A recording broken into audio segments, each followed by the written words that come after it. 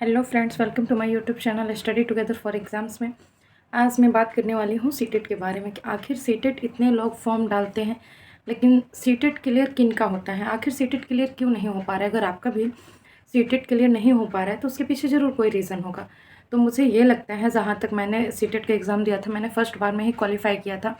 पिछली वीडियो में भी मैं आपको बता चुकी हूँ कि मैंने सिर्फ और सिर्फ पहली बार में ही सीटेट क्वालिफाई कर लिया था। उसका रीज़न ये था, देखिए, अगर आपसे सीटेट क्लियर नहीं हो पा रहा है तो आपके बस 2 ही रीज़न हो सकते हैं जिसकी वजह से आपकी सीटेट क्लियर नहीं हो पा रहा है। पहला हमारा रीज़न हमको ये समझ में आता है कि सीटेट में कॉन्सेप्ट की जगह लोग फैक्ट याद रटना शुरू कर देते हैं। तो जितने भी लोग फैक्ट रटना शुरू करते हैं वो लोग ध्यान से सुन लें कि आपका सीटेट नहीं निकल पाएगा। जब तक आप चीज़ों को नहीं समझोगे, आप उसकी कॉन्सेप्ट को नहीं समझोगे, तब तक फैक्ट रटने से आपका सीटेट नहीं निकलने वाला है। तो चाहे आप एसएसटी की तैयारी करें, चाहे जिस भी चीज़ की तैयारी करें, चाहे आप सीडीपी की तैयारी कर रहे हो, जिस भी सब्जेक्ट की तैयारी कर रहे हो सीटेट के लिए, उसमें आप सबसे पहले कॉन्सेप्ट समझिए। अगर आप एसएसटी लिए हैं पेपर 2 के लिए, तो उसके लिए अभी आपके पास बहुत टाइम है। सीटेट अगर होगा भी तो जुलाई में होगा, तो आपके पास एकदम भरपूर टाइम है। आप एनसीईआरटी उठाइए और 6 to 8 का एनसीईआरटी, हिस्ट्री, पॉलिटी, ज्योग्राफी, ये तीनों आप 2 बार पढ़ जाइए। और सीटेट में ये चीज़ें नहीं है कि हाँ, ये मोहनजोदाड़ो की खुदाई किसने की थी या फिर भारत छोड़ो आंदोलन किसने चलाया था, ये डायरेक्ट फैक्चुअल क्वेश्चन नहीं आते हैं।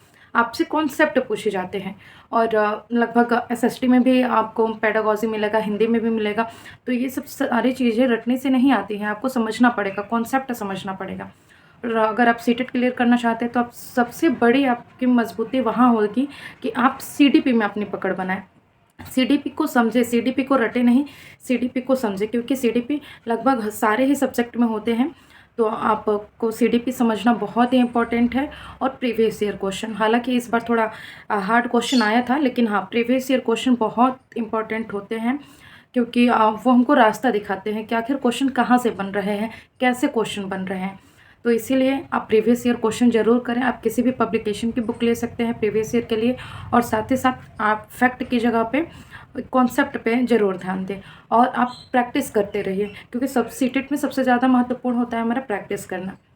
प्रैक्टिस आप किससे कर सकते हैं, आप जो भी प्रीवियस ईयर के क्वेश्चन हैं उन्हें ही बार बार लगाइए। सीडीपी का अलग लगा लीजिए, एसएसटी का अलग लगा लीजिए। ज़रूरी नहीं कि आप 150 क्वेश्चन लेके बैठ गए हो, उसको एक बार में ही सॉल्व करो। पार्ट वाइज भी डिवाइड करके सॉल्व कर सकते हो, लेकिन हाँ, आपको टेस्ट देना और प्रीवियस ईयर क्वेश्चन लगाना मस्ट कंपल्सरी है।